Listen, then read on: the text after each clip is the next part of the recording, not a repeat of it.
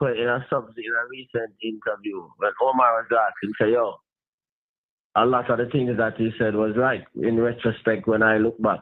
Yep. But it's happening So, right now, Ralston. You yeah, are man. on radio calling it like when Michael Walden used to commentate cricket. Michael Walden could have watched Ambrose bowl. And Ambrose bowl a ball and him tell us say Ambrose has set up this man. Yeah. And Yeah, him a man. tell us say you see the next ball, Ambrose are gonna yak him. You see Yeah, the man. next ball, Ambrose yak him. Yeah, man. That's Yeah, man. that's how Because we can. Ralston commentate. Ralston said the thing a decline. See it there. And if this continue, that's gonna happen. Boom. Yeah, man. That happened. Because we understand economic theory and we know how to build models and we have the figures. I hear So Adka Fitz-Henley in the Senate yesterday on a point of order to Lambert Brown that their government did not implement $32 billion of new taxes on the people to fund the 1.5. Well, the most we could have said about that is that poor fellow. That's all I can say about that. But Poor Ralston, fellow. you Poor fellow. and Marlon Morgan admitted on this program that you told them Yeah, that man. if they do it, it was going to cost them $32 billion. Correct. And here him excuse now. Him excuse is not the way how it happened, and also you say it did go happen, but it come to the same result.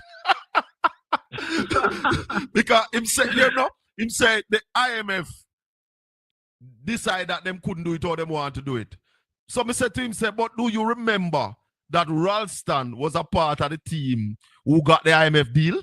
So they would have known when the deal. Of course. No, I'm not think so. And that is why we told the public that they must forget find the $32 billion in taxes because based on the agreements that we have with the IMF, they must find back the money. That is how we get the indirect taxes, the taxes on consumption, the way they must collect the world for taxes, tax on gasoline and all of those things, the tax on electricity. That is how those things came about. So you were a part. So to that person, Ralston was a part of the government at points. And I would want to say to you that I don't see a PNP administration. And this is not coming from the party now. This just come from me. I don't see a PNP administration operating without Ralston Hyman as one of the advisors. Remember, Ralston was an epoch, Yeah, man, I was a fundamental and foundation ranking member of the Economic Program Oversight Committee. We were the ones who negotiated the agreement, the toughest agreement, yeah? Ralston, hold on. Because in that same interview with Mr. Morgan, him tell me say him no want to talk about between 2007 and 2012. Yeah, man, I don't know why. Him say him no want to talk about it, and I leave it. But Ralston, you, because the Prime Minister keep talking about the whole thing started under Bruce Golden. You were a part of the recovery. Give us a synopsis of what happened. Well, I'm telling you, as I said, in 2007, the economy grew by 3% for the last time. The fiscal deficit was 5%. The net international reserves, 2.4 billion. Inflation was 5%.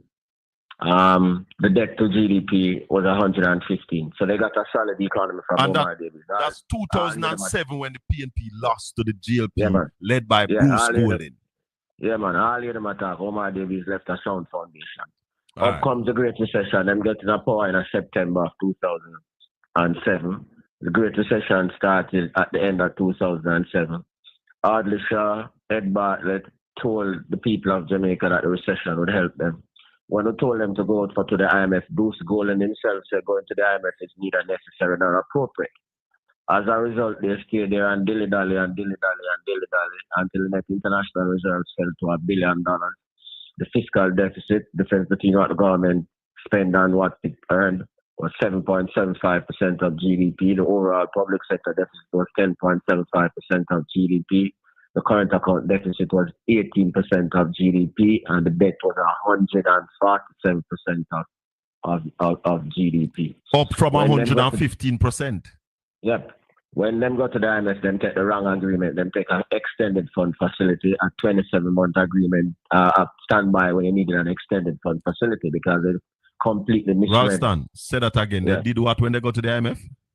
They took an standby arrangement rather than an extended fund facility. Them fired the only man who knew anything about IMF in that team, Central Bank Governor Derek Latibodiere, in November of 2009. So in simple term, them go at the IMF and take a bad deal. Yeah, because them fired the only man amongst them who knew anything about the IMF. Because Ardisha never knew about IMF. Dwight Nelson never knew nothing about IMF. My good friend Dan Webby never knew anything about IMF.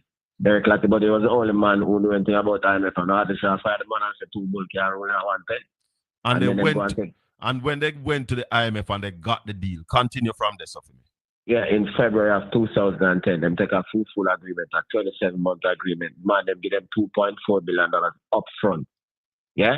And they never did anything that the IMF said them supposed to do. And as a result of that, we were locked out of the international capital market. So hold on there. When you go IMF loan, do their loan have stipulation? Them tell you what you can do with their money, of course, and how you must operate the economy so as to pay them back their money. You are saying that when the GLP took that loan, they could not, or they did not, or they have not done any of they the never did things. Any of the things that they were supposed to do. And Gillian, who was the resident rep in Jamaica, Gillian was recently the president of the Caribbean Development Bank. When we used to ask Gene, I said, so Gene, welcome to the IMF agreement. Gene used to say, Ralston, these fellows can't give me anything sensible to take to the board.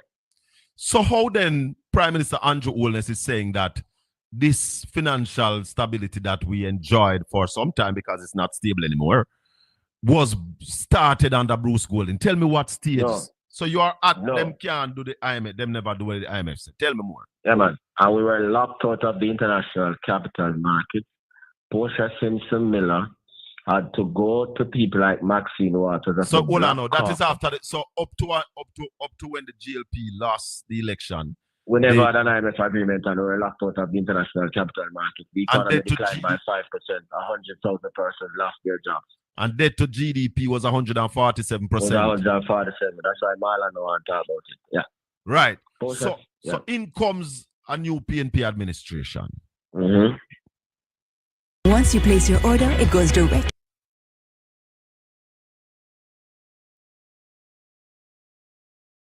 Peter Phillips as Minister of Finance, Portia Simpson Miller as Prime Minister, Mark Golding as Justice Minister. As Justice Minister.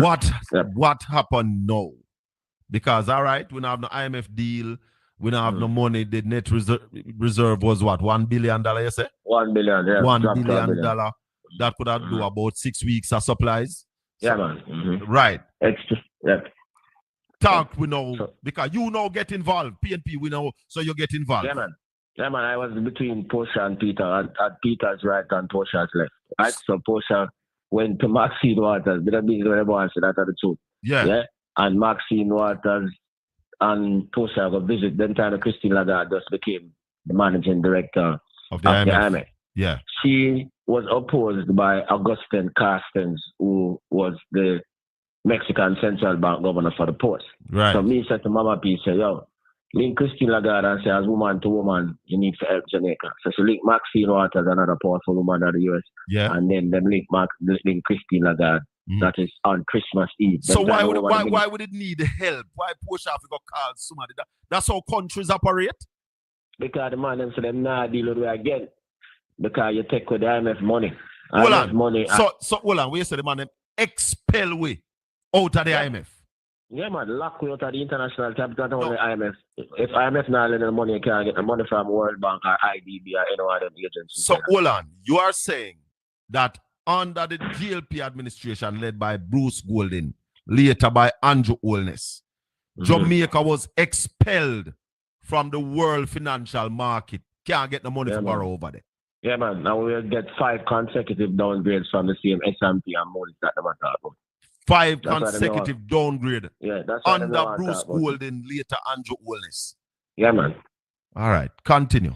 So Portia now got to beg with the Congresswoman there. Yeah, Maxine. And then go check Christine Lagarde Christmas Eve and the man them say, all right, we'll help you out. But we're not going to go through the most punishing agreement that anybody ever get. Because we're like some bad man down there. So even Greece, who had a higher debt to GDP of 167%, their primary surplus was 3%, while ours was 7.5%. So Greece, even owing more, get a better deal. Yeah, man. Yeah, man. Because the man ever said, now going like a bad man. No?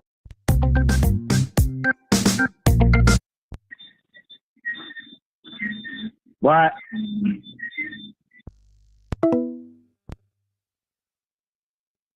And down there, yeah. So I showing her and teaching her a lesson, right? And when them do, the mission chief was Jan Skies Martin. He's a man from the Netherlands. Yeah. The man that never smile. Yeah, because he was the man who them sent say, yo, discipline them boy before I make them no sense to build themselves. Right? So yeah, we got an agreement in May of 2013. So see how long it takes to get the agreement. While the man negotiate, Peter fell walk with the resignation every day. Andrew Willis and Ardisha and Favor Williams and Arbin Hill. I said, sign. Yeah? So all them must have signed. What authority them have? But they were in opposition at the time. And they were worried about Jamaica not getting a deal. Yeah. No, and they want to sign any deal. So we have to say no. Although I get a punishment thing, we have to negotiate the thing properly. Yeah? Yeah. So we never get an agreement until May of 2013. And even then, nobody believes we'll be able to do it. It took us more than a year to get an agreement from the IMF. Yeah, man. God, myself, this is the program.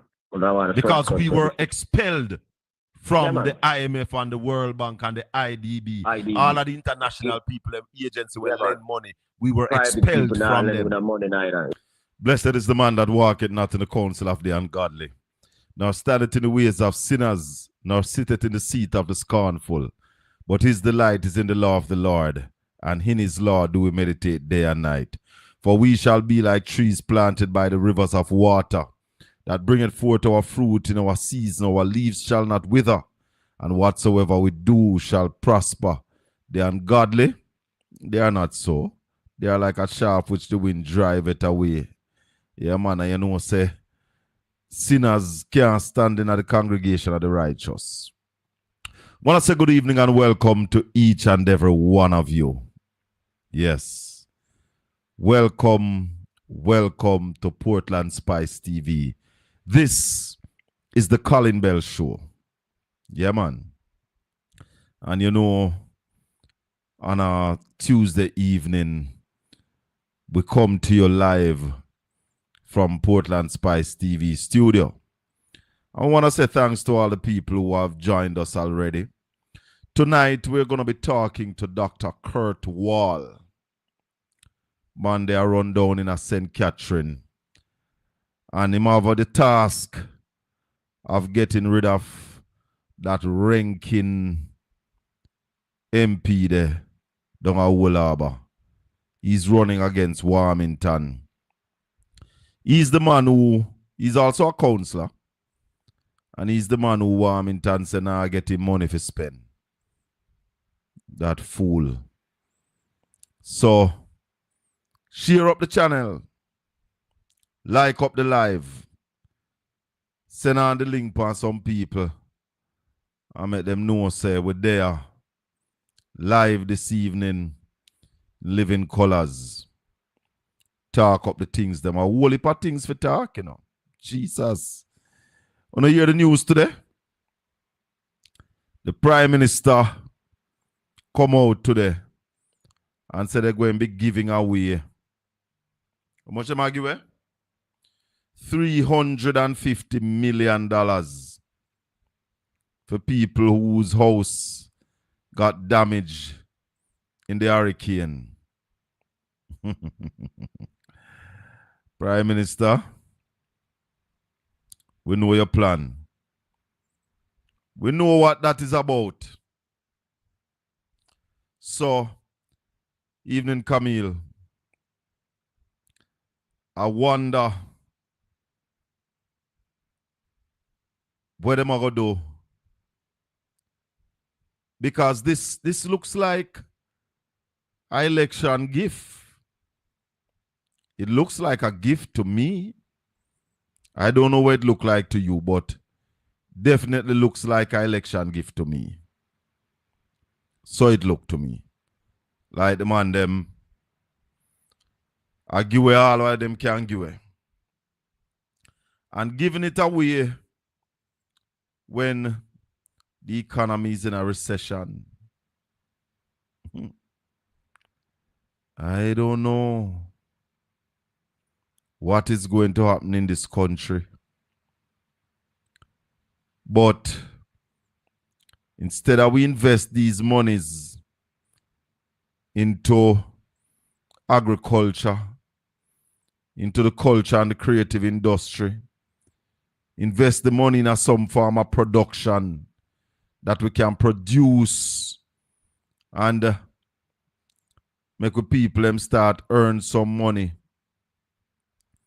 We are all about giving away as much of the country's resource that we can give away. But fire there must steal, then think a cool breeze. The people of Jamaica are looking for much more than 2 sheets of zinc or 2 sheets of ply. And you hear what him say? Him say anybody who get hurricane relief can get it. I know who them a try fool, you know. Really and truly know who them a try trick. Because me see it as a big scam. But I am hoping that you out there, you are seeing it too. A lot of things in the news. Whole heap of things in the news. Good night, Colin and all. Could it be the Prime Minister? Good evening. Welcome to Portland Spice TV. Shaka for you, while I can't see what going. My day, no brother. What you say? Yeah, man, I feel topic more to discuss. But tell me something. The PAYE. What is the role of the PAYE? Where though? It goes to the consolidated fund to help prop up the budget. But remember now, not a lot of people pay that anymore. Well, me I pay it because me is a security guard, you know, and if me work anything above $50,000 for the fortnight, them take out all $6,000-7,000 for PAYE. Well, PAYE, pay as you earn. Mm-hmm. Yeah, that means you're paying NHT, and you're paying NIS, mm-hmm. and I think you pay education tax. Yeah, man, them are mandatory taxes will normally come up, but the PAYE is a different tax that will them draw differently. Them draw the PAYE differently. I mean, I tell you, say, if I work anything over 50,000, like if I work on 7,000 for the fortnight, them take out all 7,000 for PAYE, NIS and NHT and education that come out yet. So if you work 50,000 a fortnight, that's 100,000 a month. Mm-hmm. That not reach the threshold. Well, no man, may I say if I work anything over 50, if I work 70,000, yeah, or 80,000, depending on my hours, then, right? Mm. They might take out 6,000 or 7,000 if you PAYE. Mind your company, check it. Mind your company, Arabi, you know. I don't know, but because I remember the PAYE tax I think it did stop at one point. I think this administration bring it back. No, I don't know. I wonder if I slow my brain slow tonight. PAYE, is that different from income tax? Yeah, man. Maybe you not catch up, man. The PAYE, man, is a different tax to them drama. Once you earn a certain amount of money, whether fortnightly or monthly, them take out them have a different deduction that them take out. PAYE mean pay as you earn. Yeah. But I remember how that work out. If that include, the PAYE include your housing trust, your NIS, and your education tax. No man, those are different. your education tax, NHT and NIS, them they are taxed Sonia, normal. Sonia, that's what I'm thinking, Sonia, that PAYE is the income tax. Yeah, that's yeah, man. Man, the PAYE, the PAYE, Shaka. That is the income tax. It's a tax for them draw once you earn a certain amount of money. Yes, so if you earn less than 1.5 for the year, you don't pay it. I think it gone to 1.7 now. So that's why I say check it, because if you are earning 70,000 a fortnight, that's $140,000 for the month. 100, then that carry you to 12, 1.2, 4 more. Yeah, if you earn 70,000 a fortnight, you might go over the 1.7 or the 1.5. So it depends, but if you don't earn that every month, and your yearly salary is under 1.7, you shouldn't be paying the PAYE. That's my recollection. But the thing I don't really understand, though, Shaka, because I say, I don't quite remember if I under Mama P administration, but I think them did put a pause on the tax, No, it always have a threshold. At one point, it was about 600,000. And remember, in 2016, this administration made a promise to move it to 1.5, which they eventually got to the 1.5. So if you're earning 1,500,000 and less for the year, you shouldn't be paying PAYE. Okay. All right. So the part program, you see, I think the part program needs some review, because what we not understand is that when the social worker them go to the various homes them to carry out them check. Yeah. If them go and you have certain amenities like you have a television or you have a refrigerator or you have maybe like internet, whatever, it's like them are saying qualify and them are disqualify. Like me not get it, because I say like some people in a Shaka where you see have a maybe have one like a fridge or whatever. Sometimes I get it, and I don't really buy it, What you mean? And I'll want to use one them get more time, because I have given away more than one refrigerator, because like me have a refrigerator for a period of time and I see one of me like I'm a buy. Me give somebody the one I have. Yeah, man. So I say somebody having a little fridge or one TV. Now me say them really have it. You know Not at all. So they need to review, man, because a lot of people we shouldn't get it or in need of it now get it because of them little thing. That is a fact, my brother. That is a fact. You got somebody here and they have one little washing machine, you tell them they can't get it. Yeah, no. It's like them can afford it, so them don't need it. Like makes sense. It needs review. I totally agree with you. Yeah, man, it needs review, man. Need review. No, under the PNP, you have programs like the PMI and Unite for Change. Yes. Me personally, well enough to remember when them programs have been in place and them yield a lot of results, like, social intervention and stuff like that. But this administration basically abandoned them programs. They say have them again, so they replace it with Zozo. And yeah, Dr. Chang said them Dr. Chang said them no make no sense. Well, me beg to differ upon that, because me know say when them programs are in place, we never have so much gang violence and so much violence at the community them. So they may bring results. So I don't know why. Maybe because them implement them, why them must say it never feasible. Possibly. Hold the line for me. Yeah. Hello, good evening. Yeah, good evening, Chakapod. Yeah, man. That's a blessed night, comrade.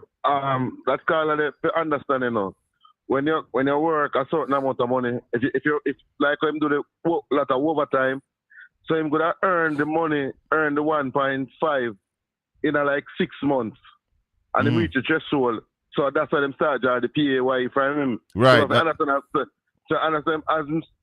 if I understand, say, boy, Because when, amount of money. When we get from him, sometime he earn over 70,000 a fortnight. And then by my rough calculation, if you earn over 70,000 a fortnight, regular, then you have a pass that 1.5 there. Right. Because it reached enough away. It reached enough away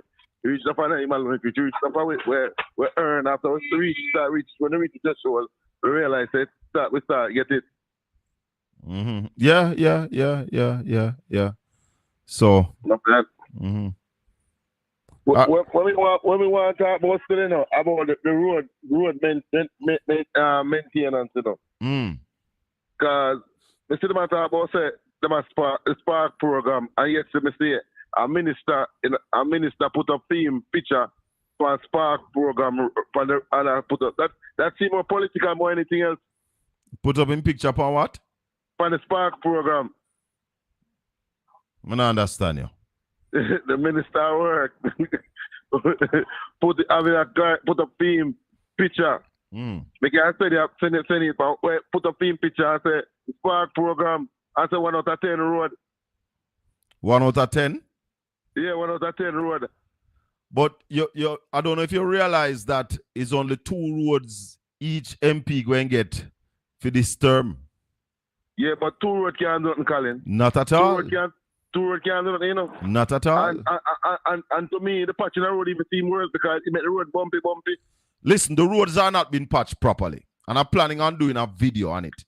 I had said to Stephen Shaw a couple of weeks ago, why is it that when they cut out the holes, because, all right, on the North Coast Highway, Port Antonio to Ocherius, I'm going to challenge anybody, is 6 inches of asphalt upon the road, right? Right. When the man them cut out, even when the Water Commission dig it up, when the man them do them full it up with marl, come right up to the top. Now, if you full it up, come right up to the top, come meet the existing surface. All them do after that is painted with asphalt. Right. You don't even get half inch of asphalt. So as soon as the rain falls, they just wash off back. Our 2 big truck run over it just sink. Rubbish. Rubbish, man. Rubbish, brother. Yeah, tell them, man. Straight rubbish, man. Straight rubbish. You realize, as Mr. T say, you know, this is straight foolishness and waste of taxpayer money, you know. A big waste. It's a businessman, you know, I have 2 taxis on the road, you know. And one day my driver come to me and show me, but right, 2 brand tape on the front of the vehicle, you know, taxi, you know. And I text him and come and the man show me, say, watch another boss, say, but chopping up a toll, you know, and twice child them chopping up at the side, you know. Yes, man. Then you know, the Prime Minister say, somebody where him know chop a tire and the person call him and him pay for the tire. Well, me don't know the Prime Minister, you know. So him need... Me don't know fortunate, look, I will have to get Prime Minister, the man call him. And so we chop a tire, the man can go show him. Petra, hold on, let me say something to Petra. Petra, it was 10 roads first. But last week in the parliament, they said that them asking for the two priority road. Guys, 2 going fix first.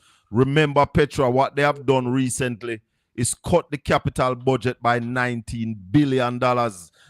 Some of those money are some of the Sparks money. Carla, let me just go back to the other call here because I expect Dr. Wall to be on. And then we have the rest of the night to take your calls them. All right? All right, my boss. Respect. Hello? Yeah, Shaka. I'm there, man. Yeah, man. Talk. I could finish up because I expect Dr. Wall shortly. All right, yeah, man. All right. Next thing I'm going to talk to you upon the backside levy. Yeah. So, during Mr. Joshua time, Jamaica had earned somewhere about 40 million per year. Something like that. Because before the backside levy, we never used to get nothing much, you know. Yeah, because what we that earn, what Jamaica that earn, it burn meager. Yes. So when Joshua put on the levy on it now, Jamaica they start earn somewhere around about 200 million per year. From the backside levy. Yeah, we start make some money. Dr. Clark removed the levy. Dr. Nigel Clark, they removed the levy. So right, as it is right now, how much Jamaica benefit from backside right now? Because the levy removed, so that means we not make not much. Well, the levy removed the other day. Yeah, and they've been giving a lot of break to one of them big company there, you know. I don't remember exactly what we're getting now. If we really we're getting a little, I think. I would have to check back with Ralston and find out exactly how much is it that we're earning from backside now. Well, I mean, all I know shock about from Jamaica sell backside too much years now. We should have reached out a backside. You know? Hey, and the price go up and come down. They are good times, very good times. Yeah. We should have reached out a backside, man. A years we have sell backside, man. A true man. Yeah, man. Anyway, go and burn the fire still. Maybe I listen out, yeah? All right, my brother. Enough respect. Yeah, man, cool. The number is 804-7072. We're supposed to be talking to Dr. Kurt Wall. He's the MP candidate for, I don't remember exactly which part of St. Catherine. What is it called? I know it's the Old Harbour area.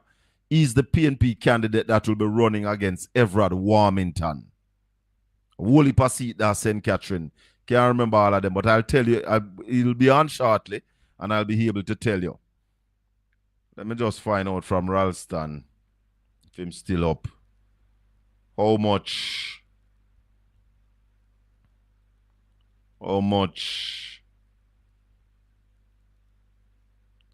we're earning.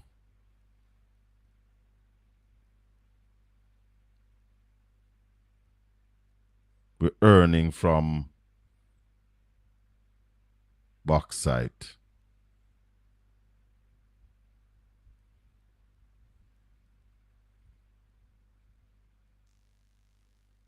From bauxite now.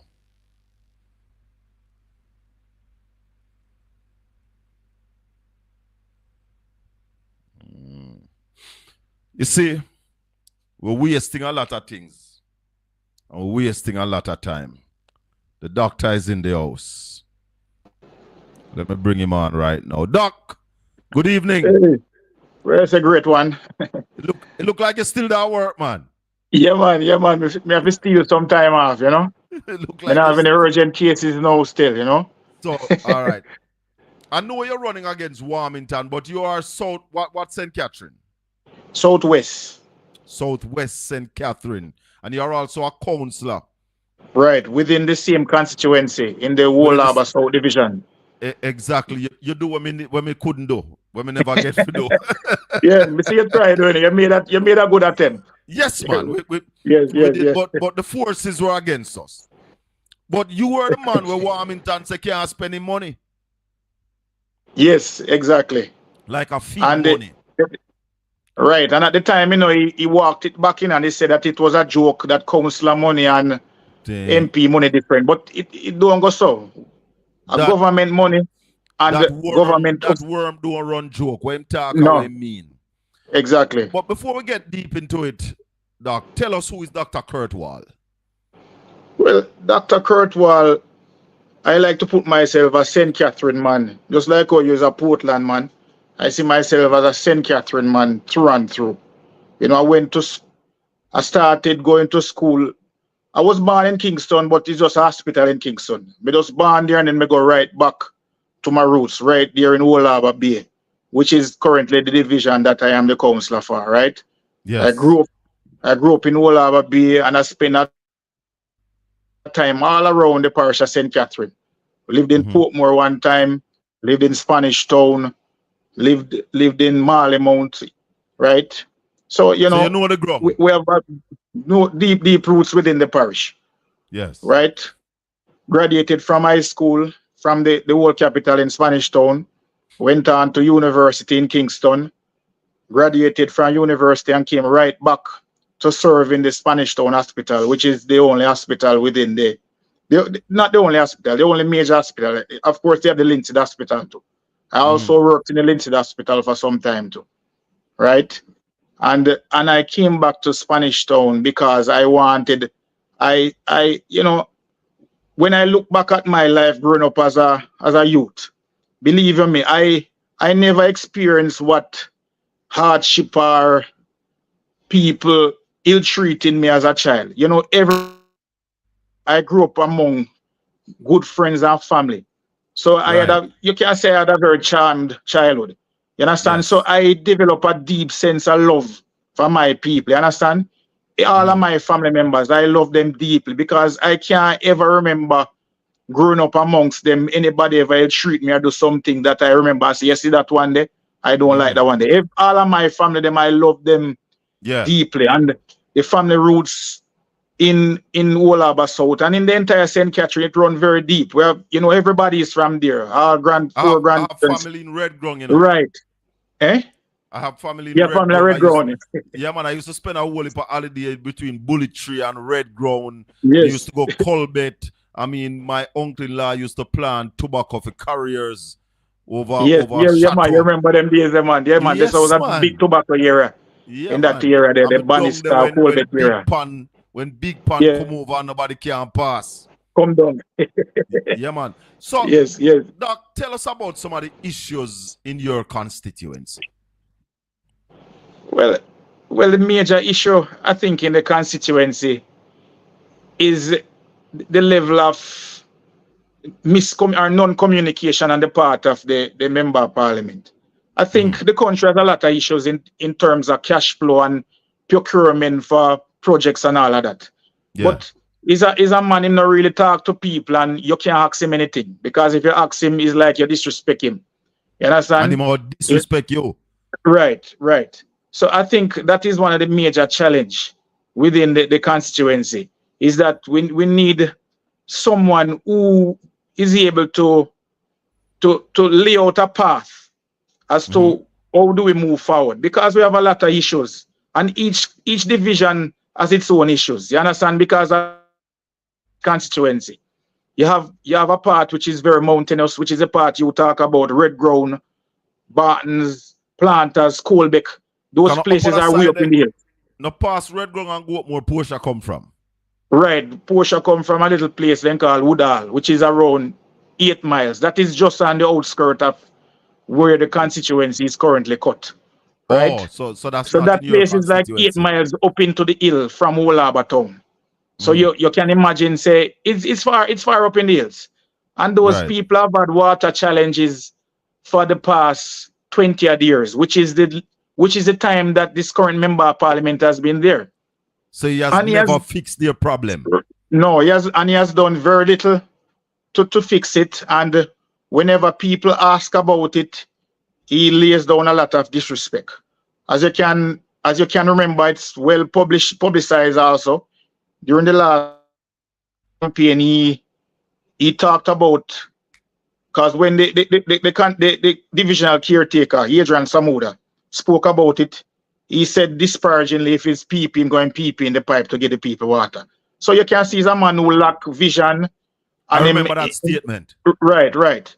Because he does not see any other means of getting water there. Basically, I don't know if he has given up, because I don't see where him try. So I can't say him give up. I will more put it down to that him don't care. You understand? You have a plan to give those people water? Well, definitely. As I said, that area, it's a mountainous area.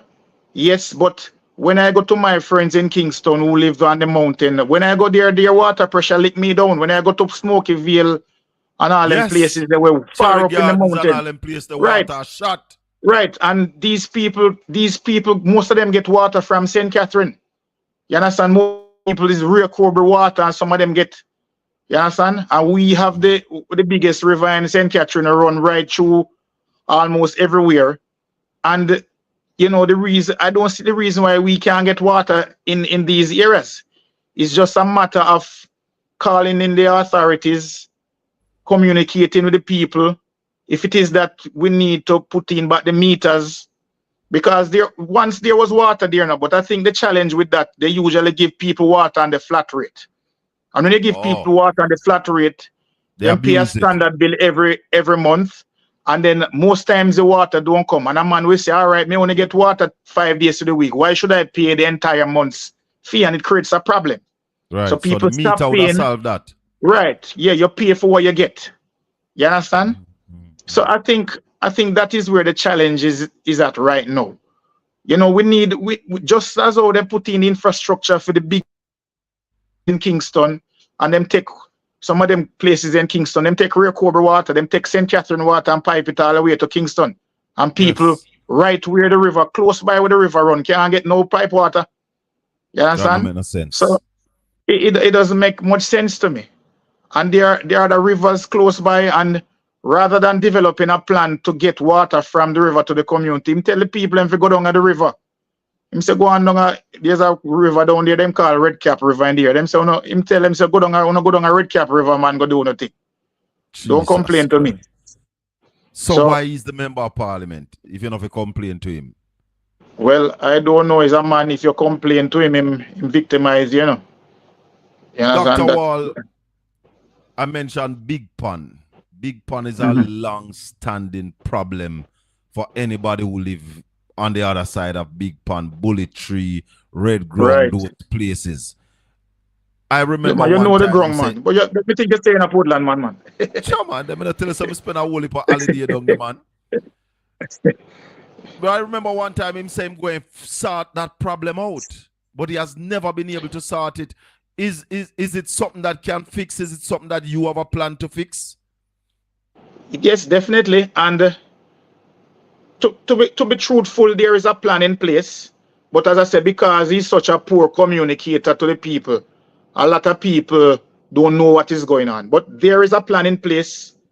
I don't think it's going smoothly. They have broken down the plan I think into 4 phases, right? Okay. Where they would have dug out dredged the pond, create a little more space, and another aspect of the project was to widen the Mighton Gully Bridge, which they have done recently, right? And there was another phase that build a big gully, which leads from that big pond area, and then that would channel the water into Mighton Gully and then bring it down to Wolava Bay into the sea. You understand? Okay. And I think the plan they are very slow in executing it, and I think they have wasted a lot of money on some of the phases that were just short-term measures. You understand? Yeah. And those like dredging out the pond, they wasted. I think they spent a lot of money on that, and then I think after doing that, they should have moved very quickly into the other phases. Because right now, we're losing the benefit of what they did in those early phases. Because the pond, if you leave it going back longer, it may need dredging out. Right. So I think they're executing it very poorly. There's a gentleman who runs the Wolaba News. He knows the details and interest of these of the phases. And I think it was a grant, I think, given by the European Union. A lot of money. It's a lot of money that I think they give. I don't want to misquote anybody, but I think it was in excess of probably 25 million euros or something like that. It's a lot of money. That's a lot of money. I don't want to get it wrong, but I will tell him one day to come on the show and him can explain it more to you. Because I think the people. Oh, you mean the guy from Wolaba News? Yeah. Okay. He wrote a lot. Yeah. And but as I say, he has been such a poor communicator to the people that people don't know where we are in this thing, and the people in the Bannister area, the Bullet Tree area, all of those people, they continue to suffer because of this miscommunication. Right. So, Dr. Wall, we realize that there are some new housing development in the constituency. Are those people now voting in the constituency? Because I understand that a lot of them are coming in from other places to really get access to some of those housing. Are they now voting in that area? Well, some of them are. Many of them are on the voters list. I wouldn't say most of them. Many of them are on the voters list, right? We have done some work in many of these schemes, which has been a bit challenging, because, people from outside the scheme, they can't readily go in there and do canvassing all the time. It's not easy, but we have been able to gain access to these areas, right? But as you know, like most middle-income families, middle to upper-income families, that many of them don't see it necessary to vote. As my good friend always says, people who need politics vote. You understand? So, a lot of these people may not think that they need politics, but I tell you that they need it. Oh, of because course. I Southwest like St. to tell people Southwest that St. it is Catherine, politics make the policies for how you live. So if you right, believe you don't need politics, then you are fooler than I thought. right. But a lot of them are, have gotten very good reception from a lot of them. But what I need to explain to them is that Southwest St. Catherine is probably the fastest growing constituency in probably in the Caribbean, right? Hence Because I ask you about those new housing development yeah, and yeah, they're people coming, you're right, coming into the they're constituency. popping up, right? And all they have used to sell to these housing developers is the highways, right? Is the highways, and I think that spells very bad for our constituency because these people they use Southwest St. Catherine as a dormitory community where they go to work, they come back home. When they have to do business, they jump on the highway again. They go to Kingston or Maple, Spanish Town, and they do the business and they come back home. So they don't Because do a as it lot of is, business in the no, constituency. I don't think so. Because the town is the same little town that we have from time immemorial, right? There has been very little accommodation made to accept these people. You understand? To incorporate them within the community so that they can come and do business there. The town How you needs plan to to do be that going forward, though? well, and there were steps taken in the past now, but for some reason we didn't benefit from some of these things that was done before. Because prior to now there was a Old Harbor bypass, right? Right. And eventually they incorporated that road into the Highway 2000. So the people lost benefit of that route where people who did not intend to stop in Old Harbor, they were just passing through, could have just gone Stop on and buy a little food and no, but even if they never want to stop. They just wanted to pass through. They could have done so easily without coming through the town, but we lost that bypass. That bypass was incorporated into the highway, yes. right? So now really, if you want to bypass the town, say you never really want to do no business in Wolab. I don't mind people stopping, but genuinely there are some people who don't want to do business and they have to encounter with the people who want to do business. So we want it to be easier for the people who want to do business within the town, and which are the people who live there. Yeah. But the people who live there will find it very hard because they encounter a lot of traffic from because who are just passing through. I was just about to say to you, right? Even though the highway is there, the town is still congested. Yes, but because they have to pay. Remember, there was a route that you could bypass the town without paying. Now you have to pay. Yeah. Right? You have to pay. So it creates a little problem the traffic there. in the town. Right.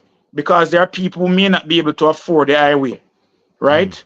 So it creates a little problem there for people who want to bypass the town without paying. Talk to us a little bit about Old Harbor itself. What is happening in the town of Old Harbor, and what are your plans to move Old Harbor forward from where it is now? Right. So as you know, anybody who passes through Old Harbor know that Old Harbor is a very, very vibrant town. We are facing a little bit of challenge now because you know that they put in place a state of emergency in the entire Old Harbor South Police Division, right? So it's a bit challenging right now. But the major problem we have is that the town needs urgent redevelopment. We need additional routes in and out of the town. You know, from time immemorial, it just has been, the major route has been just a one straight road traversing through the town. We have to open up other channels, you know, redevelop other areas that the town center can expand, where we can allow people to open up new businesses. Because as I told you before, our electorate is over 43,000. You understand?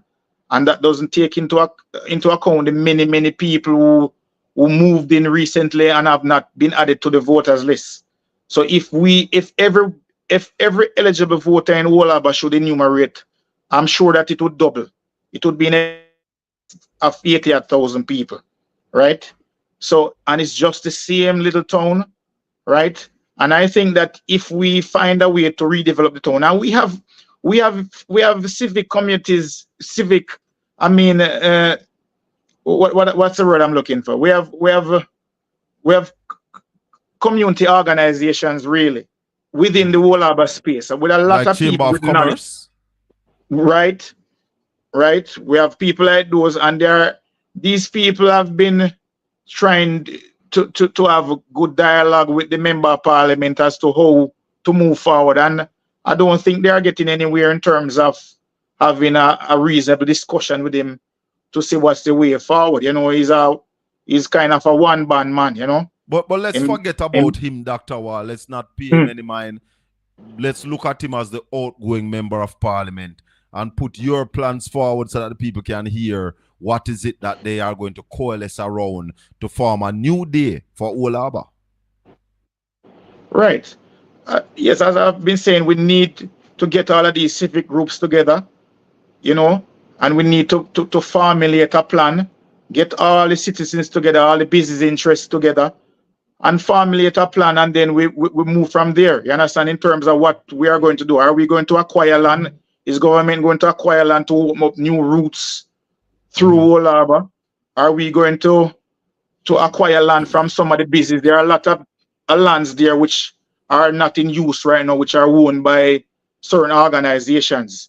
Is it that we make them an offer, sell them a vision where they can buy into to see that the town needs redevelopment, and they themselves can benefit from the new business that we will get once the town, you know, becomes a place that is more conducive to moving around, getting in and out, and you know, that's the sort of a plan I have, really, you know.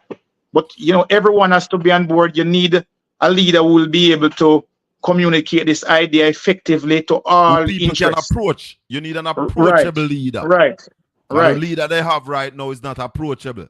No, he's not approachable, and he does things on his own time and in his own way. You know, so it's very hard. It's very hard to communicate with him, and for these civic committees to have dialogue with him, really. You mentioned a while ago about the state of emergency that is now on the way for the entire St. Catherine and in Wolaba. How is that affecting your constituents? It's very bad because, you know, I looked at the terms of this SOA and I could not understand it, really, because it said that, you know, you should not be on the road after 6 o'clock in the evenings or after 6 a.m. in the mornings, right? And it also said that... You mean before 6 a.m. in the morning? Yeah, you couldn't be there on the road before 6 a.m. Right. And after 6 p.m., right? And they said that businesses... Any accommodation make for people who are going to work, people who go into them farm, fishermen? Well, I guess the police would have used their discretion in that light, but what disturbs me is the businesses. They allow businesses such as KFC and Juicy Patties and the other big conglomerates to remain open up until 10, while the small businessman like the jerk chicken man or the man who have a little small restaurant, he has to close, I think, by 8 p.m. You understand? And I think I don't know how something like that was agreed upon. I cannot see the rationale behind it. You know, is it saying that people who are more powerful and have more wealth and influence are able to lobby and get, you know, better? I don't know. I don't know. I cannot understand it, really. Are you going to make some representation on those people's behalf? Yes, definitely. Well, the great thing about it that one of my candidate caretakers, which is Comrade Adrian Samuda, he runs and operates a business within the town space, a very popular business called the Kaluga Cafe. And he recently, he was able to go to this town hall meeting. I was not able to go to the meeting because of obligations with work.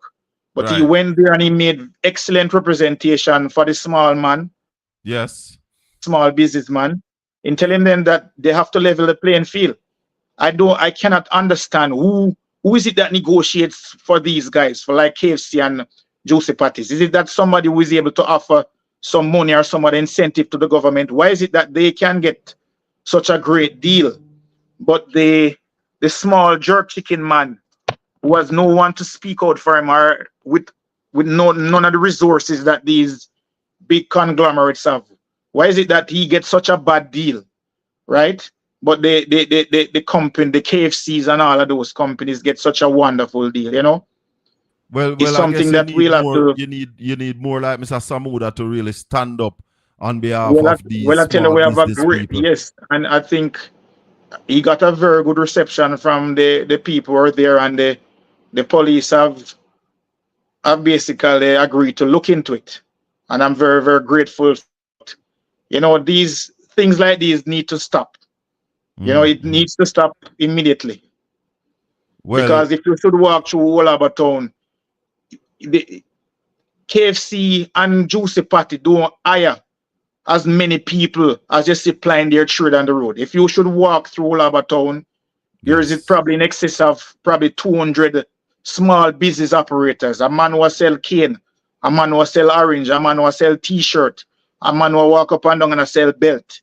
So I can see between KFC and Juicy Patty, I don't think they hire more than say around 40 people on any shift that they have there.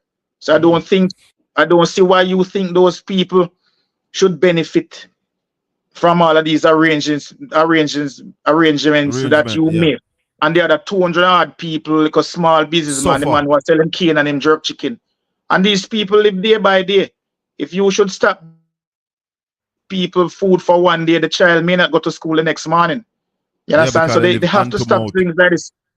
Yeah, they live from hand to mouth, and any day, any last business days can be a very great challenge for them in running their households. So it has to stop. One of the big problem in the country right now, Dr. Wall, and we're talking to Dr. Kurt Wall, the PNP candidate for Southwest St. Catherine. He's the man that will be running against Wormington. Some he call him that worm. Yeah. Dr. Wall, one of the big problems in Jamaica right now are roads. How are your roads in your constituency? Talk to us about that. I tell you, when I hear the Prime Minister trying to throw off the problems of the road onto the PNP administration, I really have to laugh about it.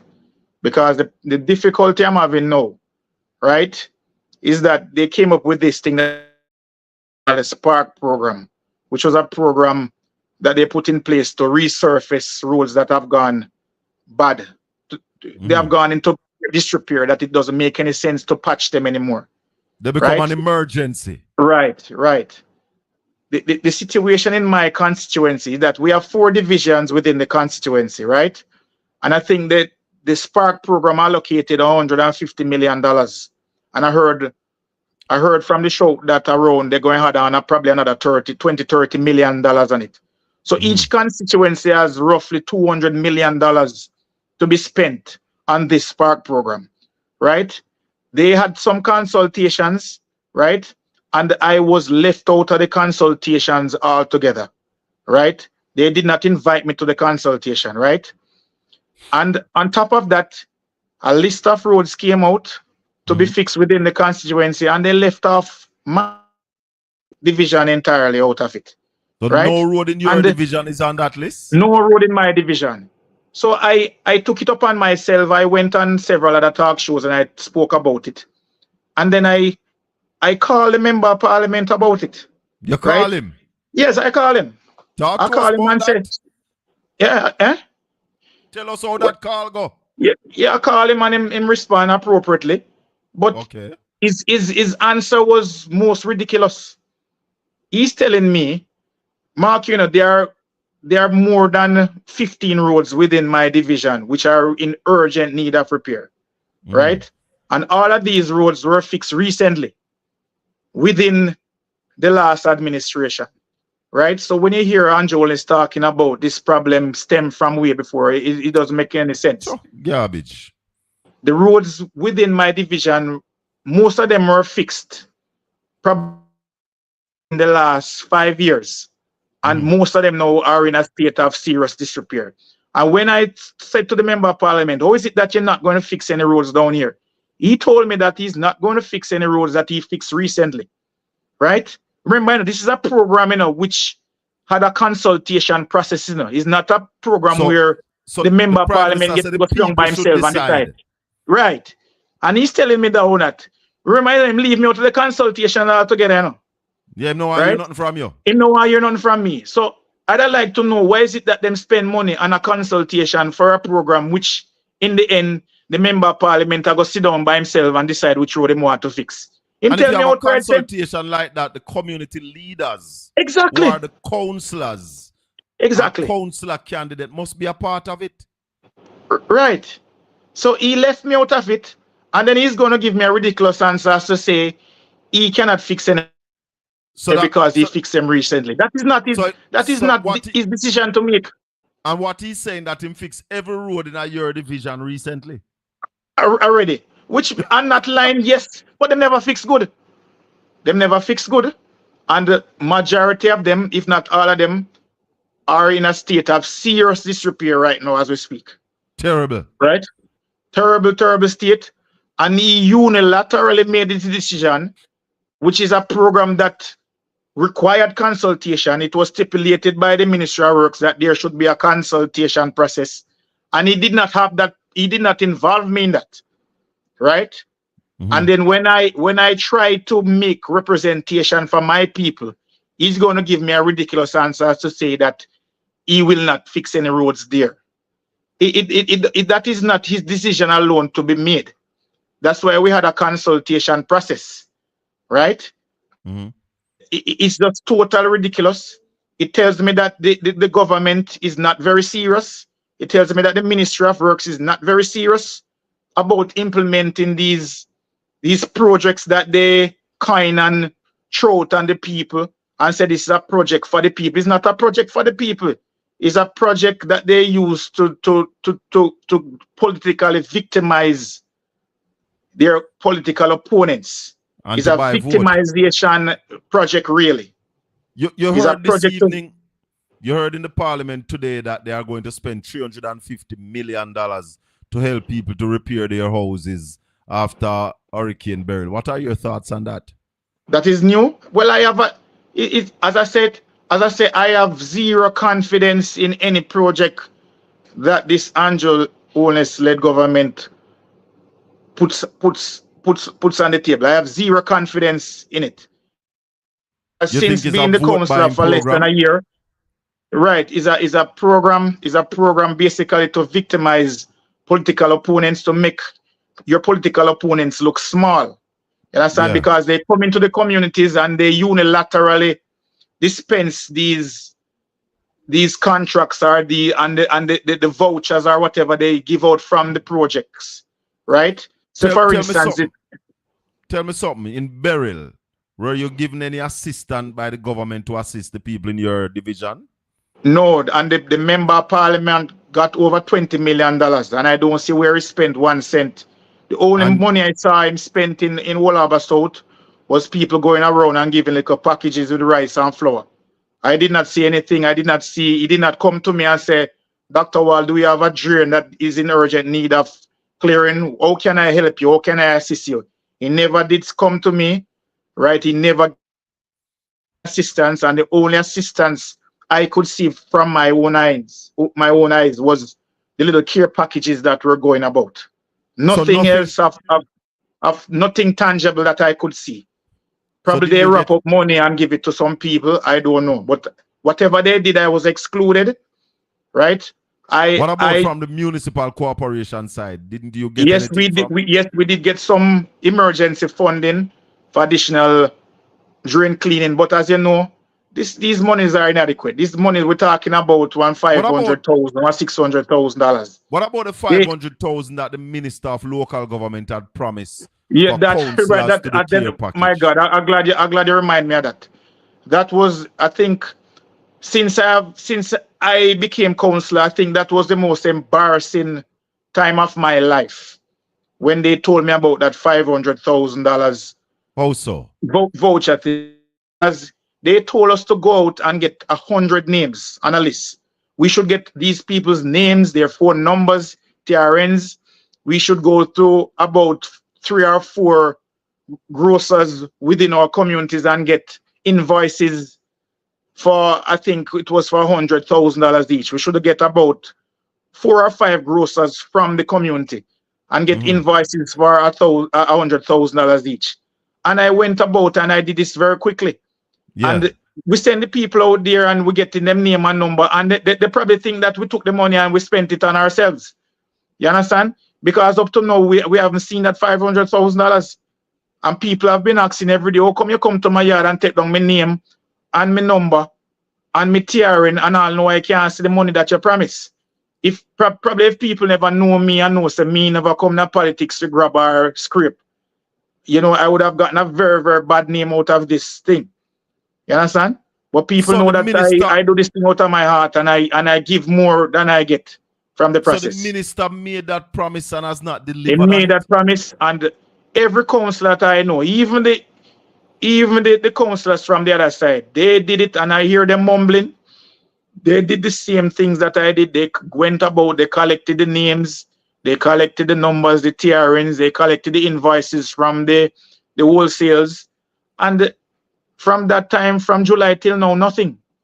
So I think that was the most embarrassing moment for me as a councillor to say, boy, you go out and you made a solemn promise and you were unable to deliver, and people are still out there wondering, why is it that you come take down my name and my number and promise me this and that and we never deliver? Nothing at all. So Dr. that was... Let's talk about some real politics. Yes. It's a tough seat. Yeah, it's a very tough seat. This man has been the member of parliament for how long now? He has been the member of parliament since 2002. Continuously. Yes, so and he served one term. Right, and he served one term between 1980 and 1983 prior to that. Oh, so him gone about 23 years straight. So call it 26 years. Yeah, 23 years straight and then another 3 years before. And him brag all the time that him come to the parliament with the largest majority. How you going to beat this man, Dr. Wall? Well, the truth of the matter, I'm begging you to beat him. But how you going to do it? Well, the truth of the matter is that he was beaten twice before now, right? And the other thing about it is that most candidates who challenged him before never challenged him a second. You understand? So there was a lack of continuity, I think. Right? So they never really stayed. How long have you been in the constituency as a politician? I've been here since 2019. So you run against him 2020? Right. And you're doing it again. Doing it again. That's consistency. Right. It was not from a want and not trying. The chairman who I took over from, you know, he believe me, he was running a very, very good second campaign against Warmington. Unfortunately, he died 1 year into the election, 1 year before the elections came. Oh. Right. And you know, I was thrown into the hot seat. You know, a little probably a year or so before the election. You know, with a lot of ground to make up. And then the elections were called prematurely, right in the height of COVID and in the middle of the pandemic. In the middle of COVID. And you know, to be frank, we've been making a lot of inroads.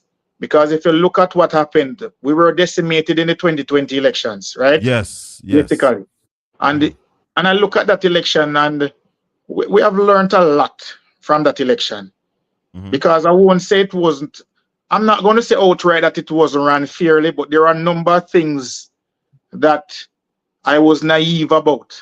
Yeah. And I think that the authorities that i.e. the Electoral Commission and all of that, these people, I don't think they try to edify and educate young candidates properly. I think they prey on your weaknesses. Yeah. And they basically allow you to go into elections without adequate information. And if you are naive to certain things, they won't tell you.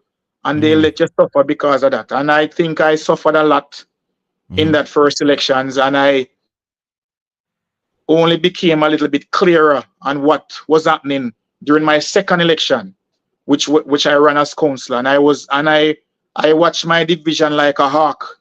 Everything that could have been put in place to ensure that election was run freely and fair. and honestly, I ensure that I put them into place. Yes. And you can see the fruits. I was rewarded for that. How many of the council seats you won in the last election? Unfortunately, I only won mine, right? But we made a lot of inroads, because if you look at 2020, we lost by 5,000 votes, right? And if you look at the local government elections, we only lost cumulatively by 800 votes, right? Wow. Right, so you can see that. Excellent. Right. So you're putting in the work now. Yes, as I said, when I lost in the elections were the 3rd of September 2020, right? And that was a Thursday, right? Yeah. And by the Sunday, I was back on the road with my town criers, sending them out to thank everybody for their voting for me. And I kept a little party. Me go home on my yard, and me's a little backyard farm, and me kill one pig and 2 goats, and me curry them and make some roti and little rice, and me keep a little party towards Stripe. And me thank the 6,000 people who vote for me, you understand? Of course. Yes. Right, and me thank them. And I have not rested one day. And the since people that time. Now realize that you are there to stay. Right. Mark, it has been very challenging now, running for member of parliament, being the sitting councillor for a division campaign. It's very tough. And it's even tougher given the fact that many of the things that I thought that I would have gotten as a councillor and been afforded as a councillor, it's not coming as I hope it would. No, so it's a bit frustrating. It's a bit frustrating, and also having a member of parliament who is also actively working against you so that you can fail. You understand? So it has been very, very tough. He's going to be I shouldn't be on the Spark program here. Right. I shouldn't be here fighting for my piece of the pie at the Spark program. If you have a Spark program for a constituency and you have 4 divisions within the constituency, I think the money should be split 4 ways.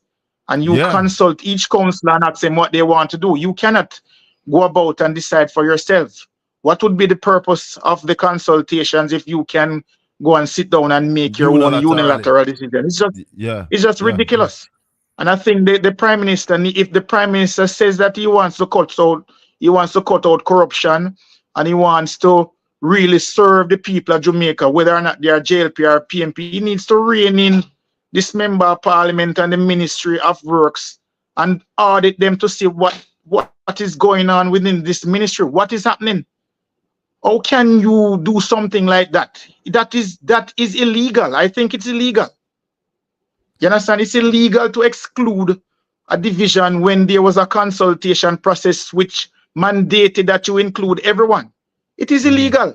And he needs to do something about it. The Prime Minister, I think. I am making, as I say, if it's this member of parliament and bring those down, I am going to speak about it every opportunity that I get. I think this talk about consultation, though, Dr. Wall, is just a sham. It's a sham. It's a sham. You're breaking up a bit, Dr. Wall. I don't know if your internet phasing out on us. And he needs to come out that we are not on the Spark. He needs to explain to them. Oh, you hearing me? No, I can't hear you clearly. You were breaking up a while ago, so just repeat all that you just said. I can hear you clearly.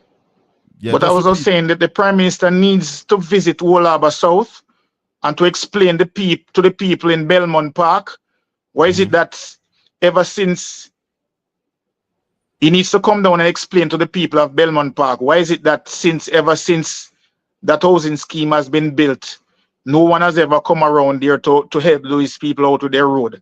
To the people who live in Bayview, to the people who live on Boodles Crescent, to the people who live along the Bay Bottom Main Road, to the people who live along the Terminal Main Road, to the people who live in Crossroads, to the people who live on Family Avenue and in Peace Street in Boodles. He needs to come down and explain to these people. To some of the people who are living in New Harbour Village 1, 2, and 3, these schemes are recently built, but they are in bad roads already. He needs to come and explain to these people why is it that they cannot benefit. The roads are breaking out in these housing schemes. He needs to come down and explain to the people why is it that they can't benefit from the Spark program. I want to make a suggestion to you. You heard Mark Golding in the parliament tackle the Prime Minister about the same thing, about some of those scheme roads that government is saying that they are not responsible for. I'm suggesting that you make those people know clearly that under the next PNP administration, those roads will be fixed. Those roads will be fixed. So therefore, no matter wait upon the Prime Minister. Just take your anger to the poll. Stop the talking and let your finger sort them out on election day. Well, I've been telling these people over and over again. You're right. It's a sham. It's a sham, really. They come up with this thing that the scheme has not been handed over, or the scheme is this, or the scheme is that. Tax-paying people, they pay taxes just like everyone else, and not because some arrangement between the property developer and the parish council didn't go through as they said it should have, means that they should suffer. You understand? Because the member of parliament build roads and fix roads in informal communities. These roads, these communities, you know, they're informal, right? And they fix roads in these communities. So I don't know why is it that we are saying in 2025 that people who bought houses in housing developments, but because some rubbish clause that the houses were not handed over properly, then you can go there and fix a road or pave a road for them so their life can be a little bit better. Some of these people, they live a miserable existence. They have nice houses, they pay the taxes, they upkeep their houses, they cut their lawns, they trim their verges, they do all of these things. And if they even want to jog through their community, they cannot do that. Because if they jog, they will encounter all kinds of potholes filled with stagnant water. A lot of them, they complain, right.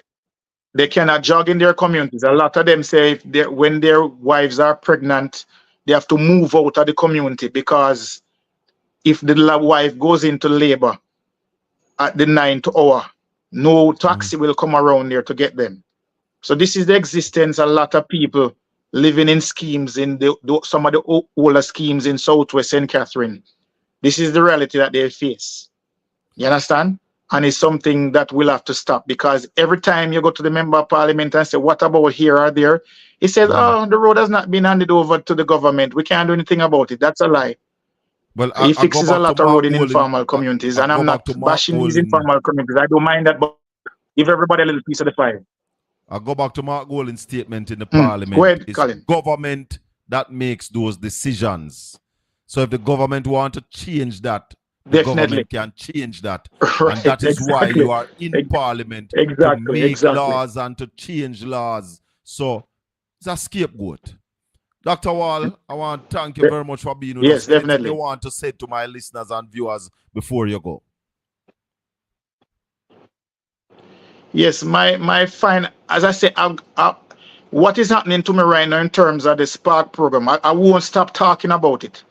If it means that I have to go on BBC or CNN, you know, I was elected by the people of Old Harbour South to represent them. I think I was handsomely, you know, rewarded in terms of the outcome of the election.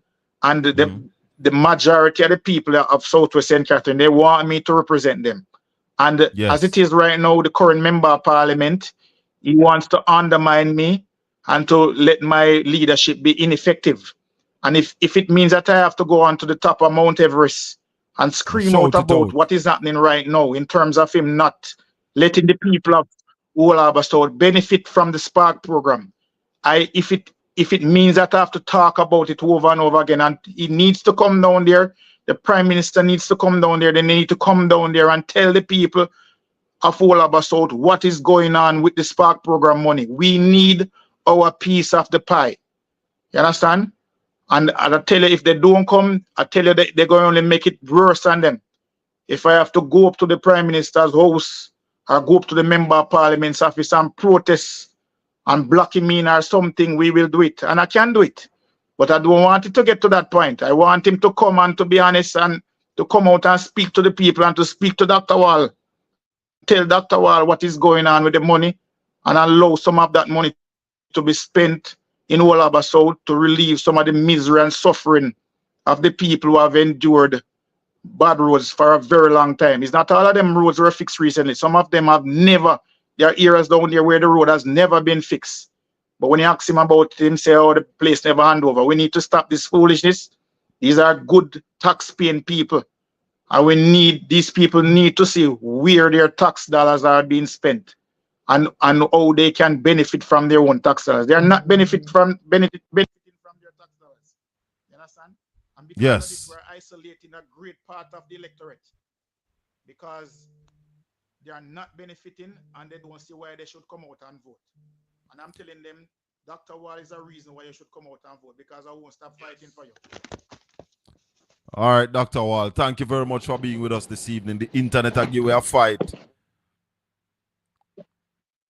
The internet will give you a fight. But people keep calling me. I don't know why. Oh. Yeah, thank you. Yeah, man. They're calling me and I'm cutting down the signal. Again. Yeah, man. Thank you, Colin. We wish you all the best, my brother. And if it's one man who want to get beaten, you know, say him call me chink, flee and fly, you know. So yeah, man, boy, me like how you respond to him the other day, you know. Me tell him, man, you're a powerful man. You put him in place properly, man. And I wish you all the best in your future endeavors, Colin. Wish you all the best. Blessings. I hope your show grows from strength to strength and go international. All right, boss? Yes. Blessings, all right, thank you. Dr. Kurt Wall, the PNP candidate for Southwest St. Catherine, been talking to us this evening. I want to big him up and thank him for his service as well, you know. Enough respect, Dr. Wall. You're going to do it, my brother. You are going to do it. Yeah. Roads, eh? Mr. Basil Israel say need what? $1 trillion to fix all the roads. You see? Is this inept and careless government that caused this power? Yeah. Because if you leave the roads for this long time and you're not maintaining our roads, then that's what will happen. Same like how they defund the JUTC, run JUTC a grung, defund it, and then them have to go buy 100 buses one time. When if you were monitoring the JUTC and buy 20 buses here and 20 there, the thing wouldn't run down, it wouldn't pop down, so. Pop down from carrying over 60 million passengers to now carrying just about 15 million. Where JUTC was in 2016, they are about a quarter of that now. Everything crashing in this country, you know. We talk about the lowest rate of unemployment and poverty is increasing. What can go so? What kind of foolishness that? We're opening the lines, 804-7072. We're taking your calls. Call me and talk. We had a program Saturday morning that is creating waves on social media. That program Saturday morning with Ralston Iman, where we got a history lesson about how Jamaica was expelled from the international financial circles. The IMF, the IDB, the World Bank kick out Jamaica because of Bruce Golding and Andrew Holness and Ardley Shaw. That is creating waves across social media. Because when you come to Portland Spice TV, it's the truth we talk. The truth and the whole truth. We don't mince words around here. We just lay it out like it is. Like we tell them about the dirty town of Port Antonio.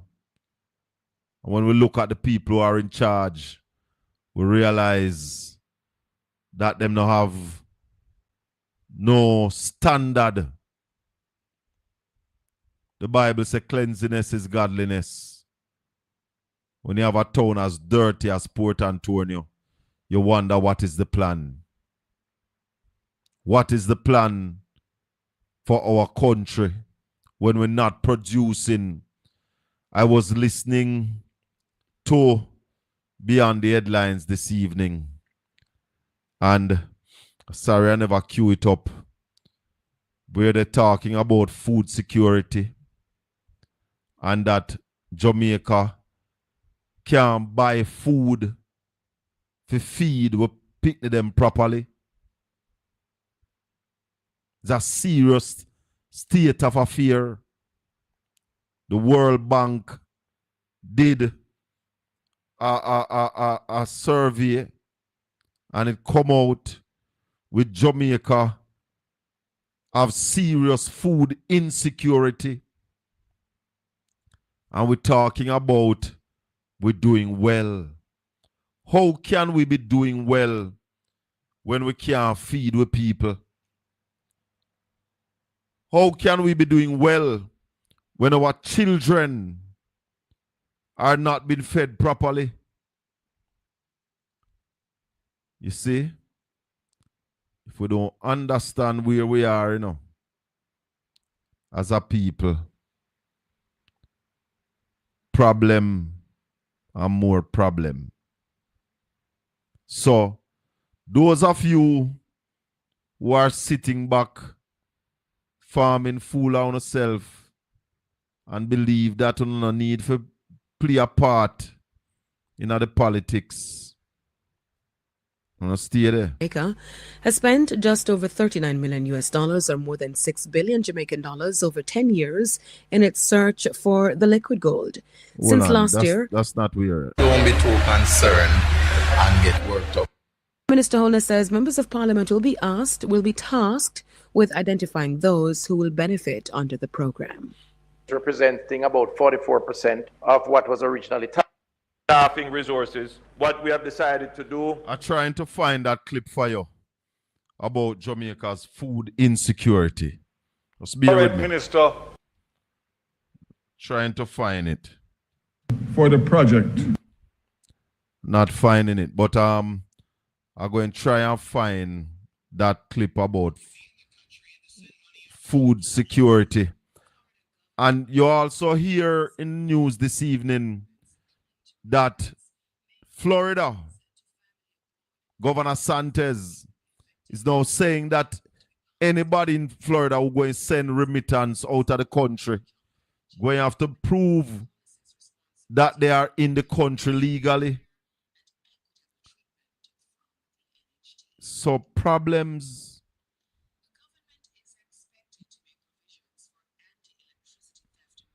coming our way. So when remittance cut coming to Jamaica,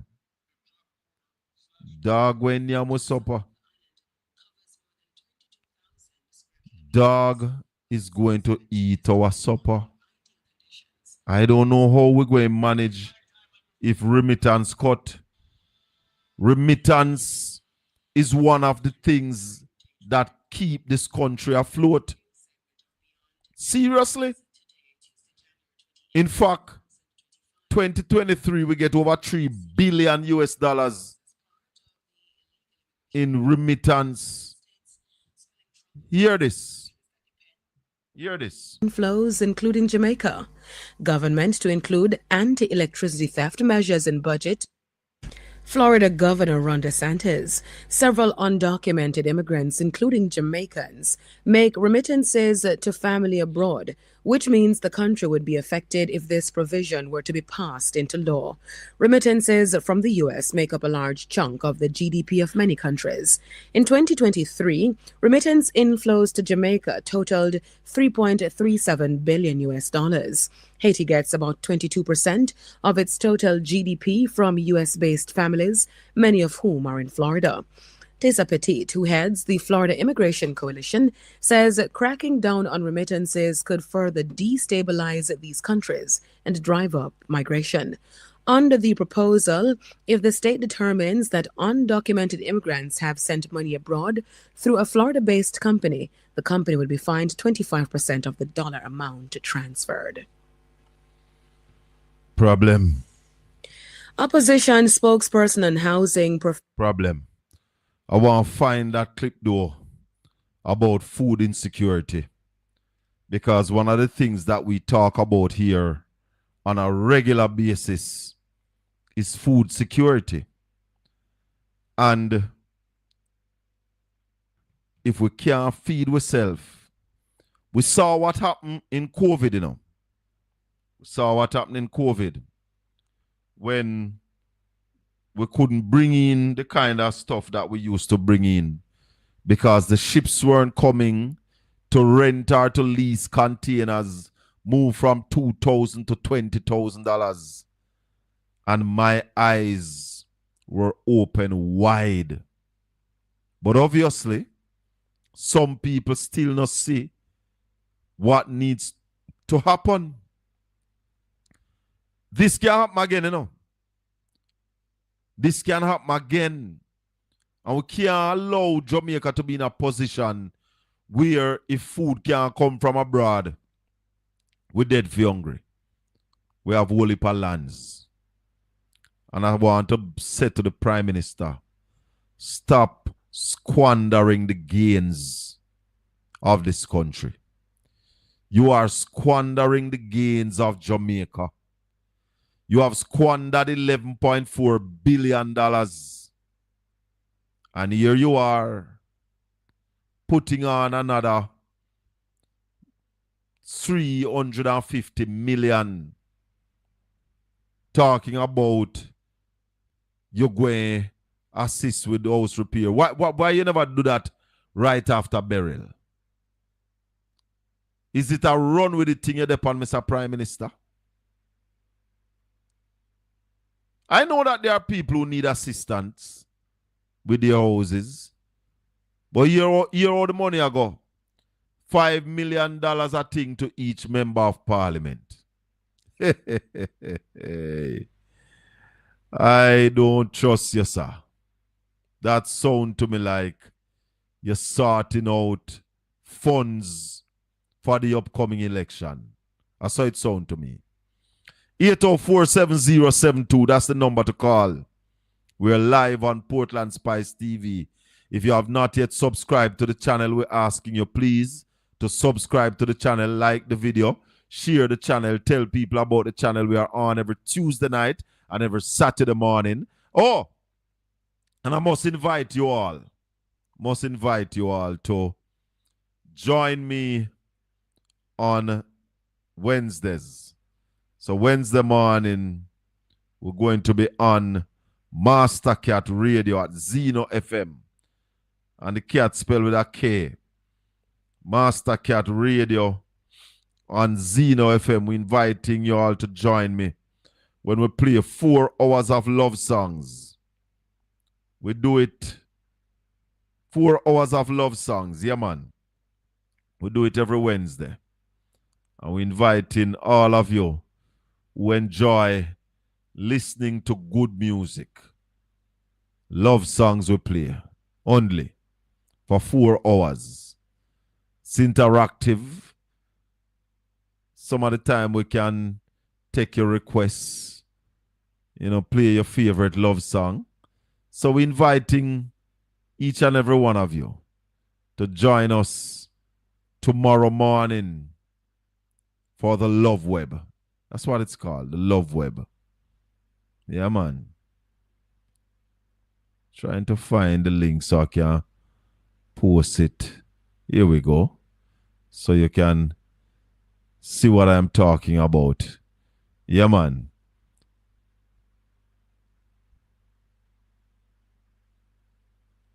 Every Wednesday on Master Cat Radio, we invite you all to join us for hits after hits, love songs after love songs. We play them. Yeah, man.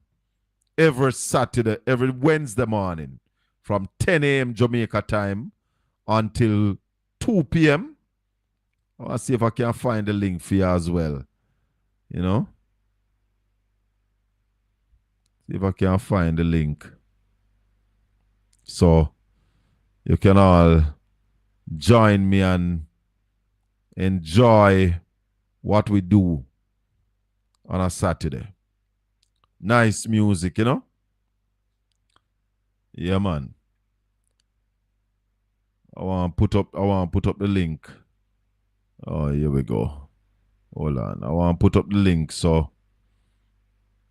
you can just copy it and just click on it.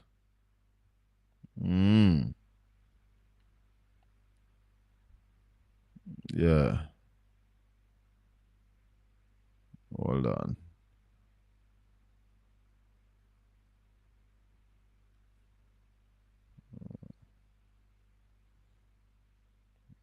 Hold on.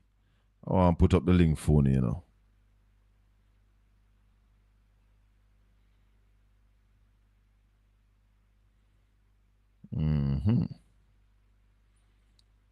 All right, so here we go. Yeah, man. So that's the link to join me on a Wednesday. Master Cat Radio at Zeno FM. And you can listen to some real love songs. That's what we play. But tonight we're talking about governance. We're talking about Jamaica land we love. We're talking about a country with so much that really just getting so little because we have poor government. I like to tell people about Massachusetts, big up on yourself.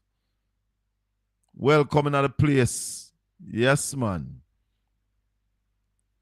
Yes, man.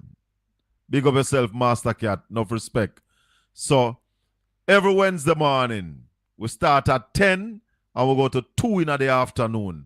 Hits after hits after hits.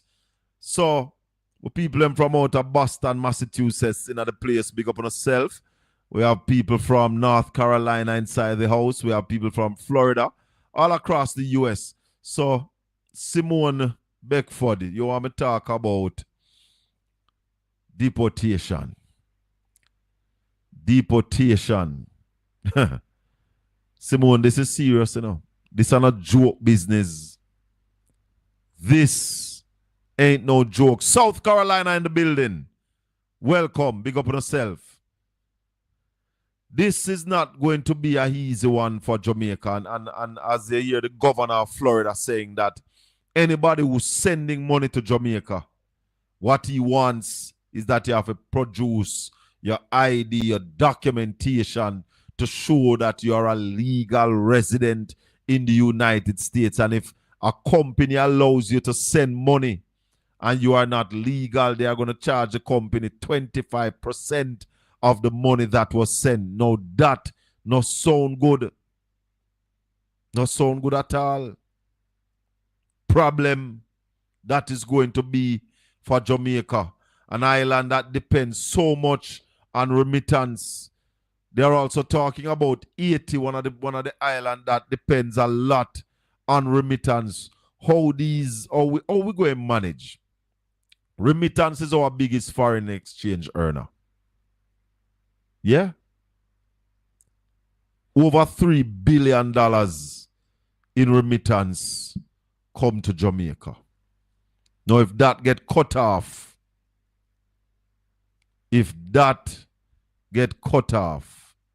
what is going to happen?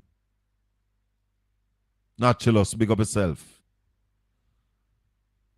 Somebody tell me, how we going to survive if them cut off that 3 billion? It's over 3 billion. Remittance and tourism. Doing it right now. And that's why I have been strident and I have been telling you all that we need to get cracking. We need to get cracking. So somebody has said the raids begin in New York. Raids in New York. The man said Chicago is going to be the epicenter. Oh, 8 inches of snow in South Carolina. That don't sound good. Wow. 8 inches of snow. Philip Hewitt. But we know we have a lot of Jamaicans over there who are straight. And we hope that they continue to send back money to their loved ones and family here. And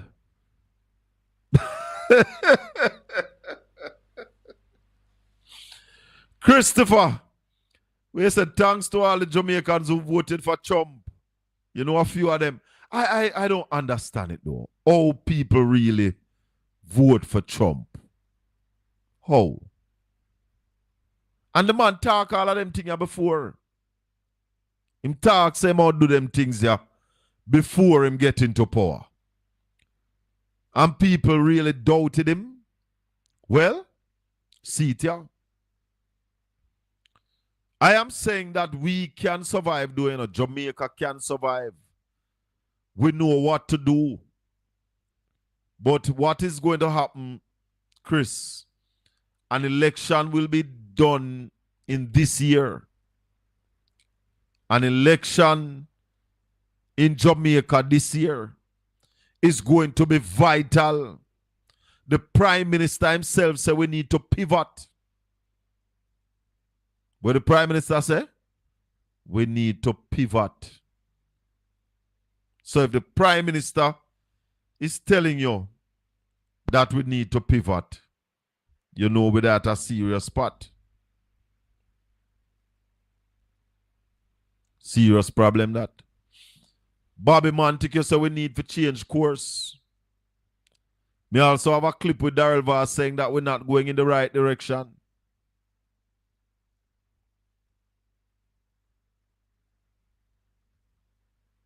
So, I call upon everybody to open your eyes.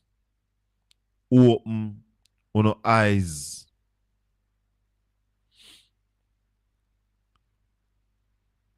This one here said Jamaicans who voted for Trump was only hearing about LGBT and abortion issues. Them need to hear about the economic issues. They weren't, you see, sometimes you have some people when them hear one thing where them agree with, them not check nothing else. They don't check anything else. Because Trump used the Bible to trick a whole heap of black people too, you know.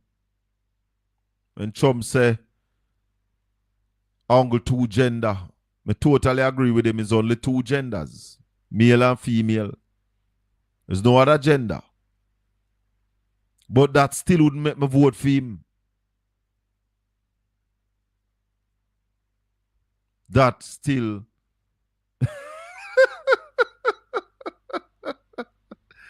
Now, man, it mean pivot. It mean pivot, Christopher. Because we need to pivot. We need to turn.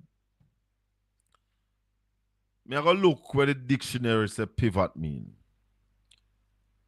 What does it mean to pivot?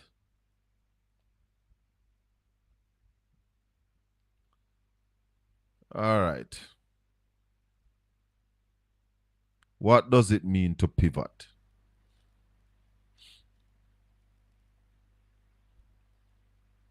Because we need to.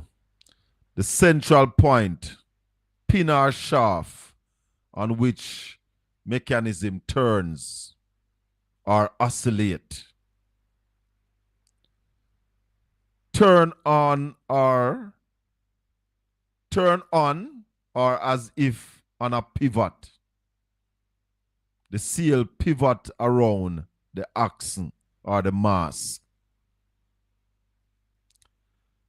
There's also another meaning where it says especially in a business context, completely change the way in which one does something.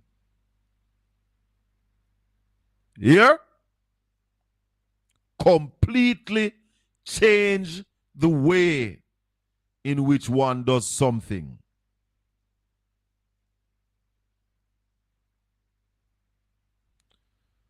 The team performed exceptionally by quickly pivoting to meet the increased demand from our customers.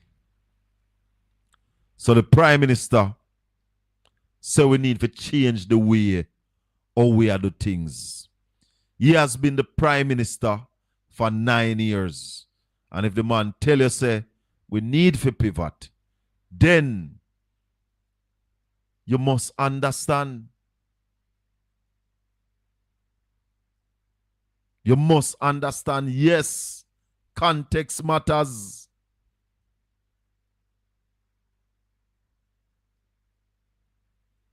And obviously, what the prime minister said is a growth plan him need.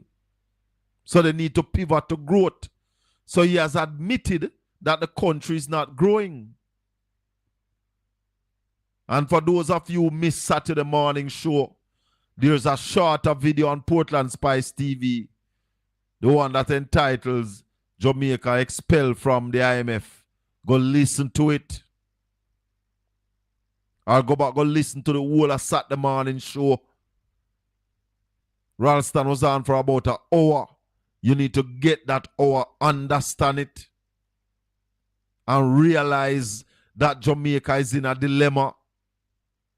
We need to pivot. That's the one thing the Prime Minister said, I agree with him, you know. We need to pivot. Like the dictionary say, we need to change the way we're doing things. When you take up $11.4 billion and just hand it out 20,000 before you go find farmers who are farming, a man who have 50 goat, carry him up to 500, a man who have 100 pig, give him a loan, give him some land, get him up to 1,000. A man who plant 2 square of carrot, get him to 2 acres. Get some man some greenhouse. A lot of the greenhouses were destroyed in Beryl. That is where you should have put the money, brother. Get the farmers back on their feet. Drive agriculture to a level that we can sustain ourselves. That is the money you should have used build the agriculture fund. Instead of you jump down pan Dayton. You should have tell Dayton, say, tap your eyes. We build the agriculture fund already. We just put $11 billion in it. Instead of you take the $11 billion try by vote. That the $11 billion they done already. What has it done for the economy? Are we going to see growth for the last quarter? Because all the predictions are showing that we are going to have another decline in the last quarter. The second quarter, we were at 0.2%. The third quarter, we declined by 3.5%. I want to ask Ralston Saturday morning what Christmas spending is going to do. Him said, man, the Bank of Jamaica said they printed less money. They put out less money in circulation for the Christmas. So, yes, Basil, we need to change in the direction of high growth. How we no going to grow it, Basil?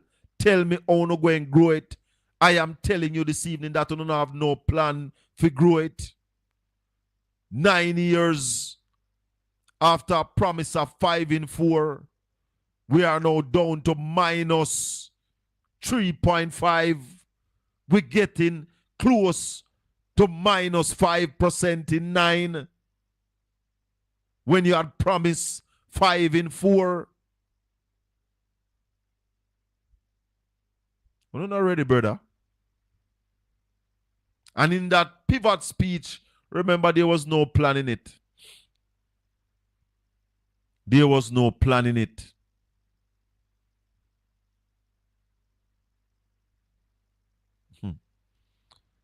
You think it's just about gimmicks. And I understand why labor rights think gimmicks can help them, you know. Because the last election in 2020, them used clerks to win the election.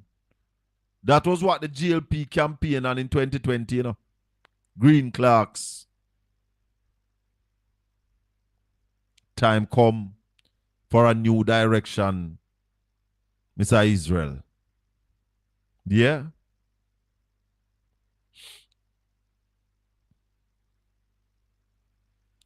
And I hear my brethren Mal and Morgan all bout over the place I run off his mouth.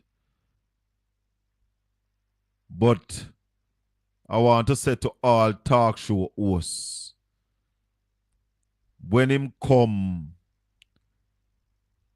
forward on a show, the question to Marlon Morgan is how is the GLP going to grow the economy? We know about all the corruption already.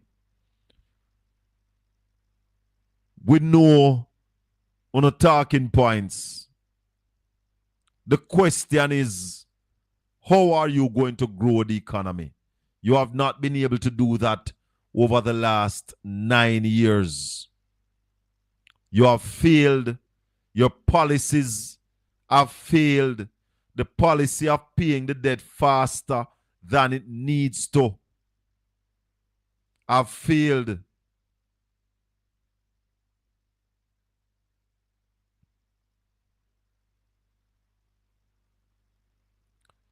My friend in Georgia said the bus, which is normally full in the evenings, is empty today. Some small business closed. Some areas are ghost town. And this is week 1. So what am I doing, Elena? Hide from Trump?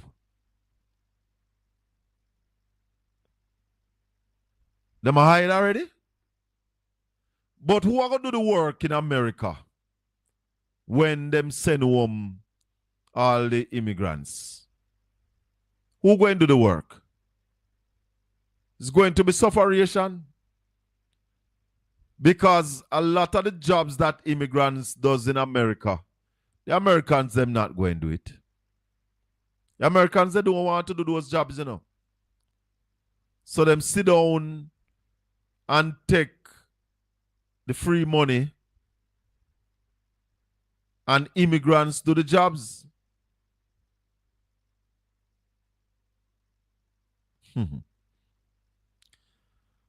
I don't know what is going to happen in the world. I don't know.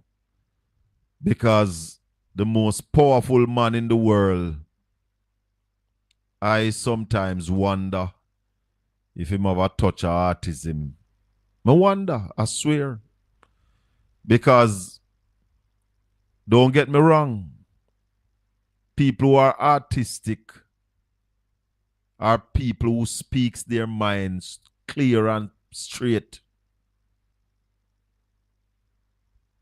You hear me? People who have autism, no mince words. Them talk what them a think. They are brilliant thinkers. And whatever them say them will do, they will do it. No, the things them with Donald Trump talk sometimes make me wonder. And if you ask me, I have a son who have mild autism. And he's a man where just tell you his mind. Just tell you what him a think. You say something to him, he must say in peace. And when him say in peace, sometimes it hurt. And that is where me see a Trump. That's why I'm a wonder. So I'm a really wonder about this man here. Man say more make America great again. Me the tea always think America was a great country, you know.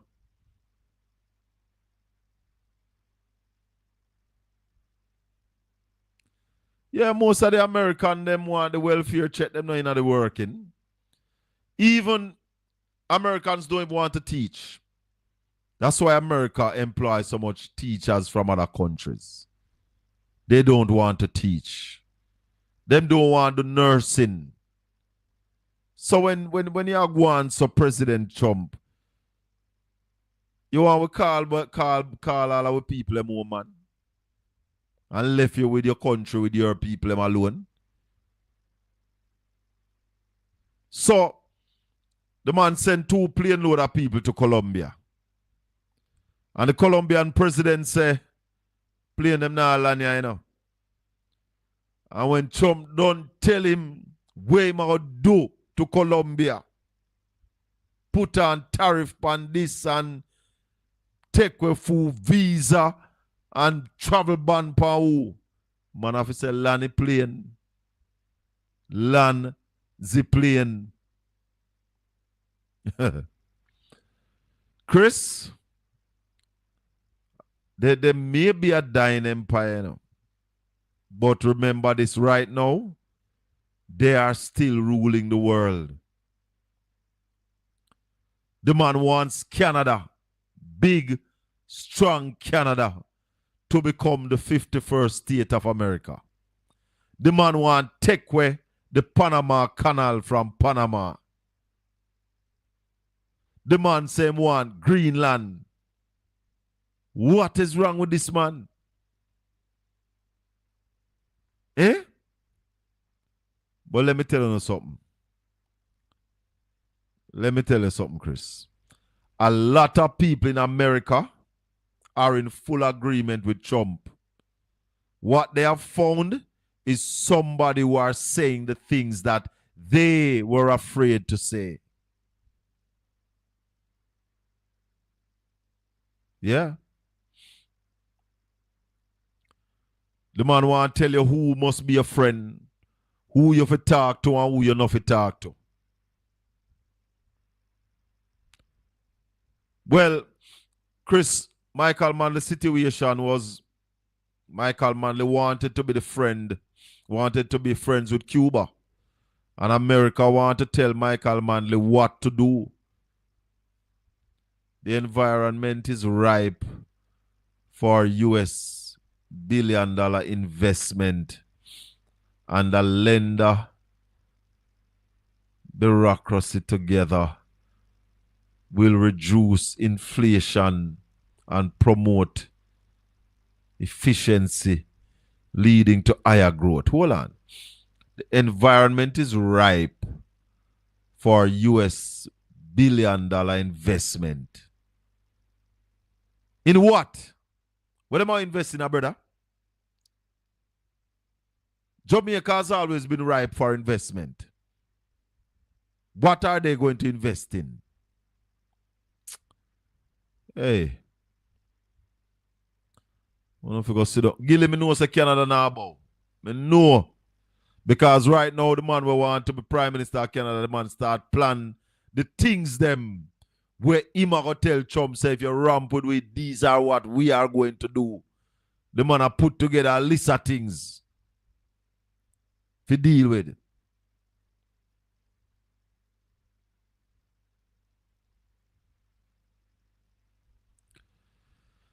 You see, when we talk about investment, because we have a lot of investment in Jamaica, like a lot of Spanish hotels and foreign hotels are here. And if you realize what is happening with tourism, we're getting less than 50% of what tourism makes. Less than 50% stays in Jamaica. Mr. Israel, remember that. So we can only depend on foreign investment to grow our economy. What it is that we are going to do, what it is the Andrew Holness-led administration is going to be deliberate about. Nothing. Nothing. In 2016, they inherited an economy with a solid foundation. So solid that Audley Shaw, Andrew Holness, and Parishina and Michael Leachin came together and said, wow, we are going to grow this economy by 5% in 4 years. They never get to 2%. They never got to 2%. The last time Jamaica grew by 3% was under Omar Davis and PJ Patterson. And if you want to add Portia Simpson Miller to it, at the end, 2007. Put that in your pipe and smoke it. Where there is no vision, the people perish. Sound bites and gimmickry is what we use win the last 2 elections. Gimmickry. So we are telling you, you underinvest in the infrastructure of the country. You underinvest in transportation. You underinvest in education. You underinvest in agriculture. And pop down the country, brother. Pop down the economy. And around there tell people lie about on a borrow. You know, you're the argument they stop now. You know, you're stop now because we open the people them eyes and show the people them how to borrow. Borrowing money and I tell lie about on a borrow. And when Jamaica ever na borrow? We have always been borrowing. Always. They don't know come and try trick people. Analog politicians operating in a digital age where you can just type in where you want and it come up. So we find the thing them and put them out there. Yes, they are delusional. Sure, man. Hey, it has been a pleasure talking to you all this Tuesday night. Yeah. Please remember to join me Saturday morning when we have another big show for the item. Educating the people of Jamaica. Speaking the truth right here on Portland Spice TV at YouTube. Do remember to join us. Sonia Ellis, they prefer to beg and think that will help the country. No. So we are going to invest in agriculture. Shore up our food security. Things that we can grow here in Jamaica, we should not be importing. The next PNP administration will cut the food importation bill by 25% in our first term. Here, we are going to invest in culture and the creative industry. So we're going to turn up export because we are going to be exporting culture out of Jamaica. Create wealth for more of our people. More youth from Seaview, from Rima, from Tivoli, from Jungle. More youth from Shrewsbury, Mount Pleasant and Dustry. More youth from Shield Forest and Windsor Forest and Rio Grande Valley. I go get rich. The youth, them we have talent. We are going to invest in our sportsmen and sportswomen. Make more facilities available to them. That those who have talent can excel and earn from your talent. And I said to Jamaica, and look around you. The most rich people in Jamaica are people with talent. Yeah? And that's all a part of the creative industry. If you make dance and party, you write song, you write poem, you write books, you write movies. You're a good comedian, you can make people laugh. You can act. Drama. People when them kind of thing there. We are going to make you wealthy under the next PNP administration. Make certain when the election is called, when you come out and vote because it's time for a change.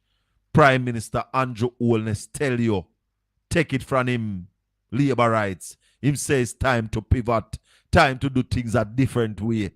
He has been doing it the same way for 9 years. It is the wrong way.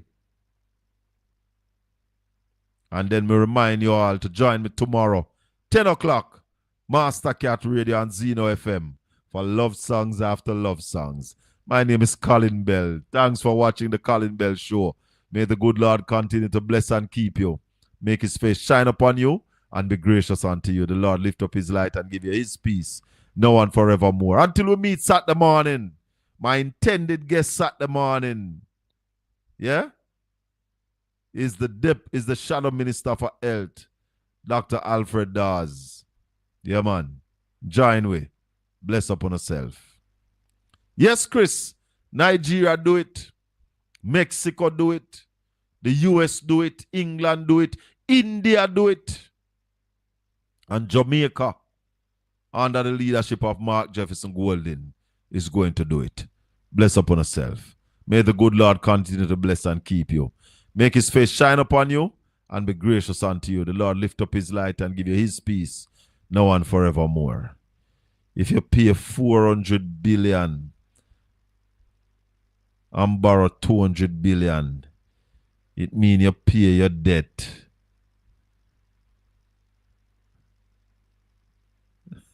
And get more money for borrow. You're crazy.